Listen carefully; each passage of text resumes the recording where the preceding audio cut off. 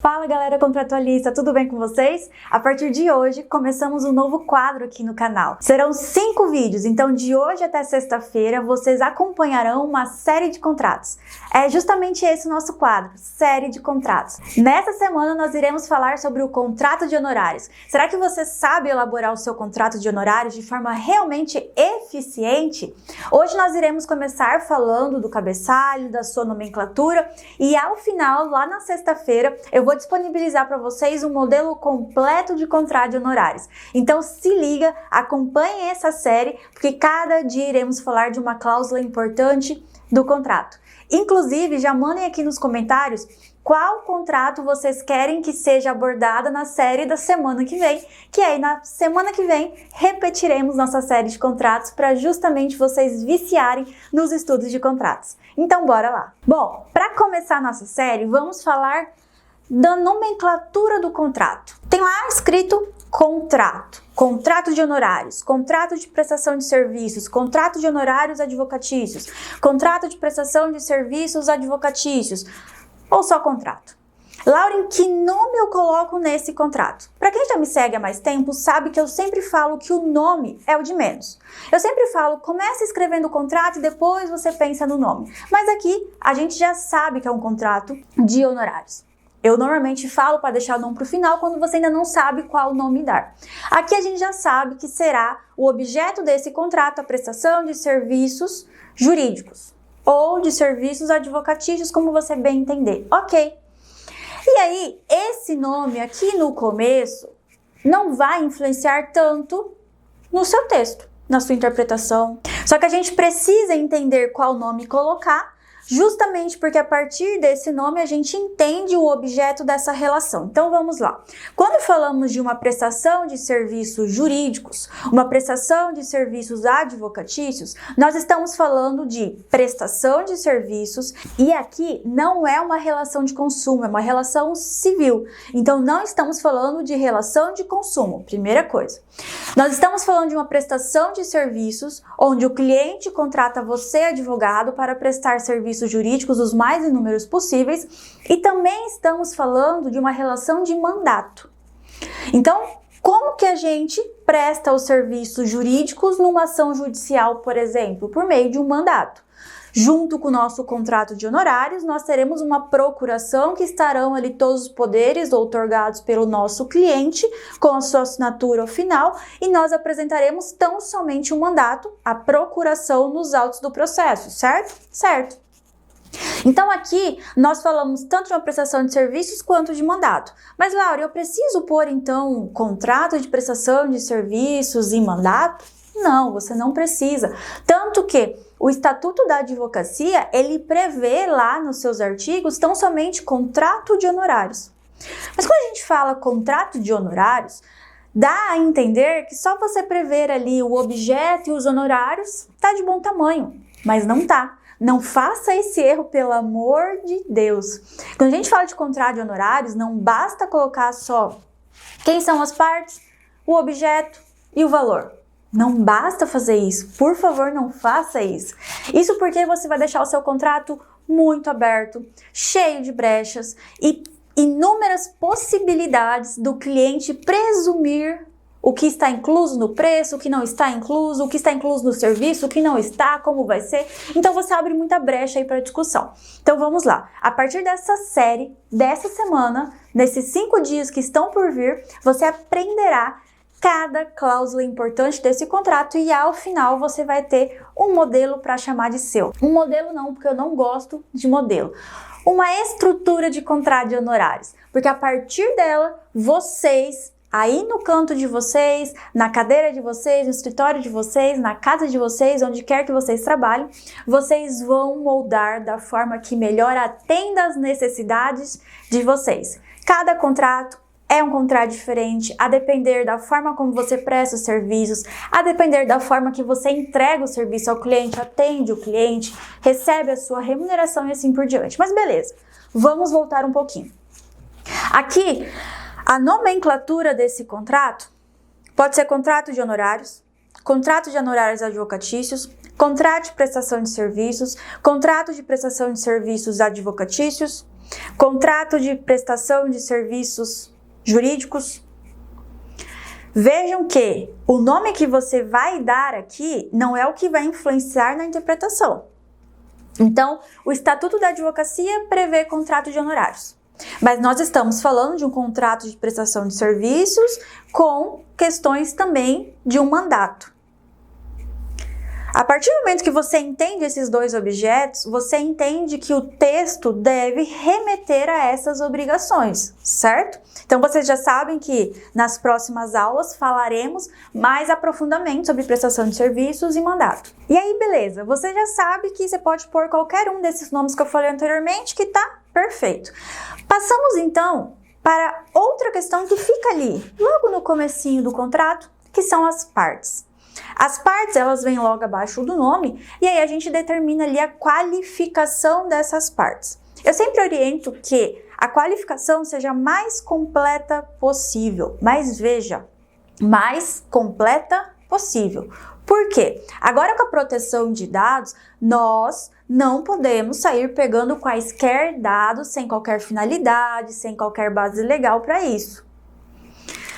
Nesse sentido, a gente sempre vai pensar na seguinte questão. Lauren, qual serviço eu vou prestar? Vou prestar uma elaboração de contrato. Vou prestar ali o ingresso de uma ação judicial com acompanhamento em todos os recursos. Quais dados, quais informações do cliente eu preciso para prestar esse serviço? Então, nome, CPF, RG, comprovante de endereço, e-mail, telefone. Agora, nas ações judiciais, a qualificação obrigatória consta em endereço eletrônico. Então, tudo isso eu vou ter que captar, tanto para executar os serviços, quanto para eventual execução contra o cliente, se fizer necessário, por exemplo. Nesse sentido, a gente vai ter dois tipos de possíveis clientes, a pessoa física e a pessoa jurídica. Aqui na pessoa física, nós iremos pegar normalmente nome completo, CPF, RG, endereço, telefone e endereço eletrônico.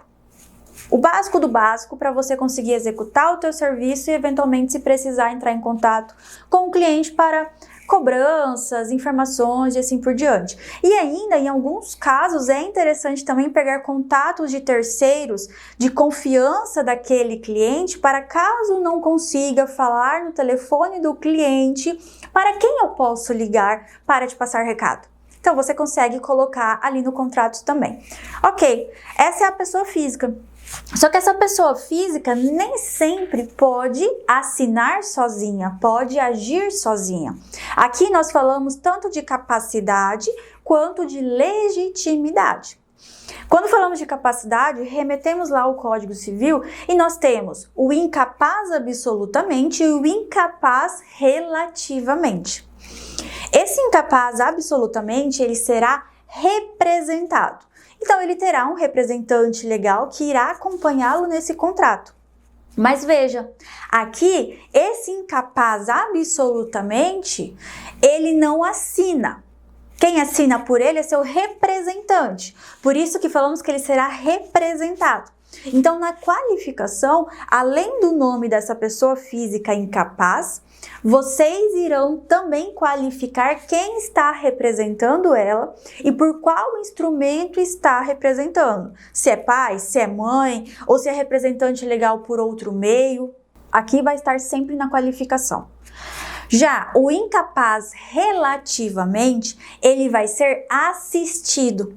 Então, o incapaz relativamente, ele vai assinar o documento, mas aquela pessoa que vai estar acompanhando ele, o seu assistente, também vai assinar. Enquanto lá, no incapaz absoluto, ele não assina, quem assina é o representante, aqui no incapaz relativamente, ele assina e seu assistente também. Então, ele vai ser assistido.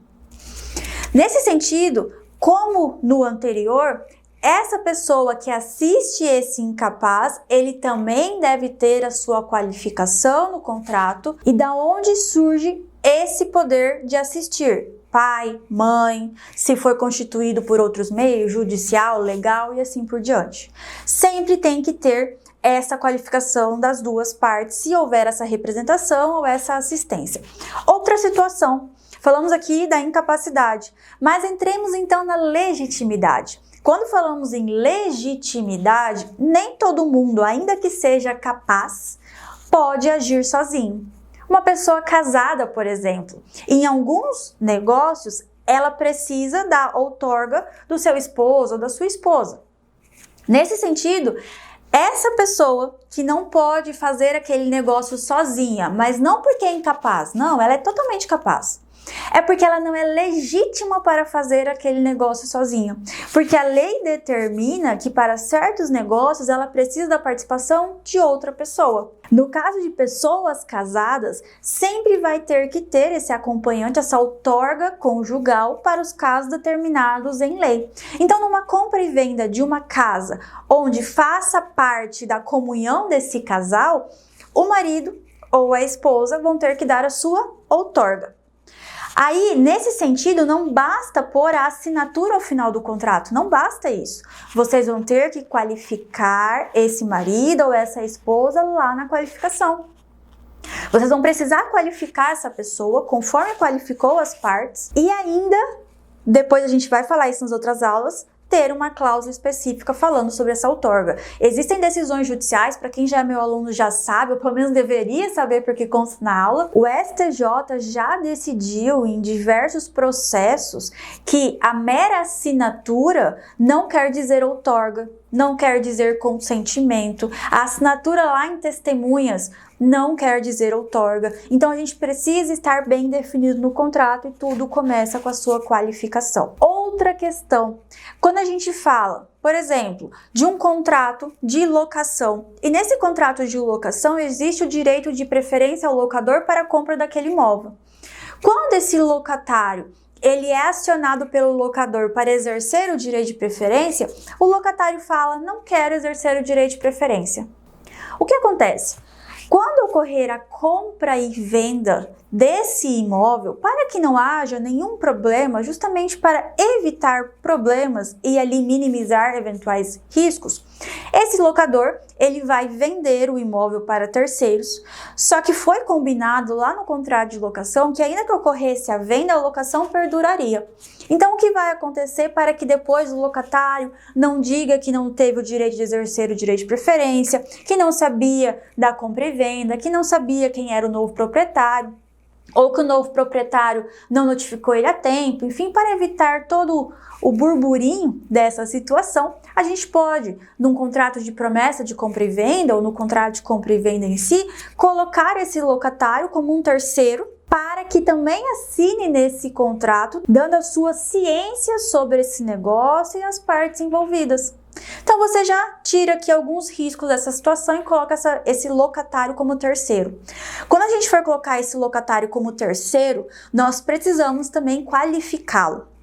E mais para frente dispor de uma cláusula informando o que é esse terceiro, o porquê ele está ali.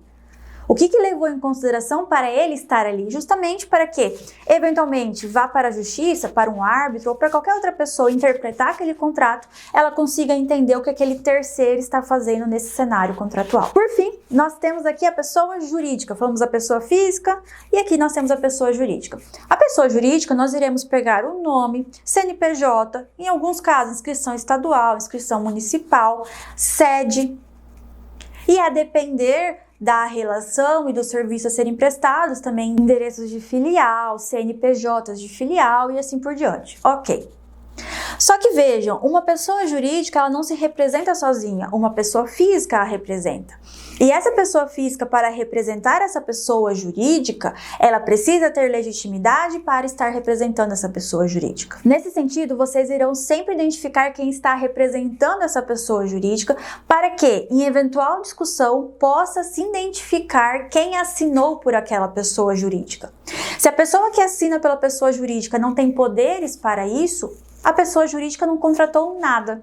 E aí pense só no momento de cobrança, o credor se vê sem poder cobrar, porque quem assinou por aquele devedor pessoa jurídica não podia assim fazer.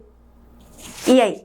E aí você tem que provar que a pessoa jurídica recebeu o serviço, se beneficiou dele, que ela estava sempre ciente ali por meio de seus diretores da contratação e assim por diante. Ok, mas você vê toda a confusão que se cria, tá lá?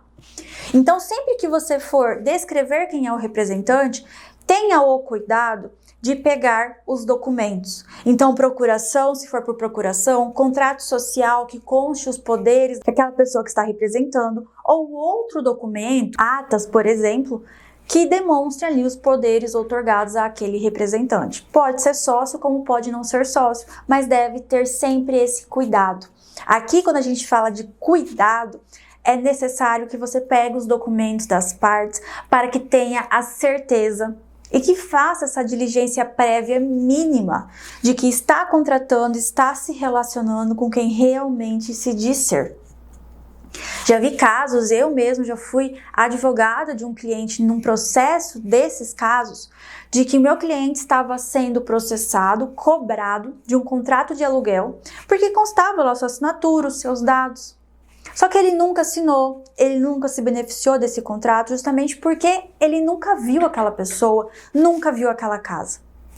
E aí, por A mais B, nós conseguimos demonstrar que foi outra pessoa que se passou por ele. A assinatura não era a mesma do documento, o credor não tinha sequer cópia do documento do meu cliente, então ele só fez um contrato, pediu lá os dados para a pessoa, fez ela assinar, mas nem conferiu se a assinatura coincidia com o documento do cliente e assim por diante. Então, a negligência dessa diligência prévia, nesse caso desse credor, nesse processo judicial, fez ele perder a ação de cobrança contra o meu cliente, porque ele não conseguiu provar que realmente era o meu cliente, porque a gente demonstrou que não era. Então, a gente tinha prova suficiente para demonstrar que não era e ele não tinha provas suficientes para dizer que era. Percebam que esse credor aqui, ele alugou a casa dele por 1 ano, não recebeu todos os aluguéis, e não vai mais receber, porque sofreu um golpe nesse sentido. Então, uma diligência prévia mínima, colher os documentos das partes, buscar informações sobre as partes, buscar se aquela pessoa tem solvência no mercado, se ela realmente irá conseguir cumprir com as suas obrigações, é o mínimo para começar qualquer contrato. Então aqui, hoje, nós falamos rapidamente sobre nomenclatura do contrato e qualificação das partes, mas eu espero que vocês tenham anotado tudo, porque tudo que eu falei é de extrema importância, principalmente para que esse contrato seja eficiente ao final da série. Amanhã nós entraremos no objeto, e aqui no objeto nós iremos detalhar ponto por ponto dessa cláusula tão importante. Espero vocês!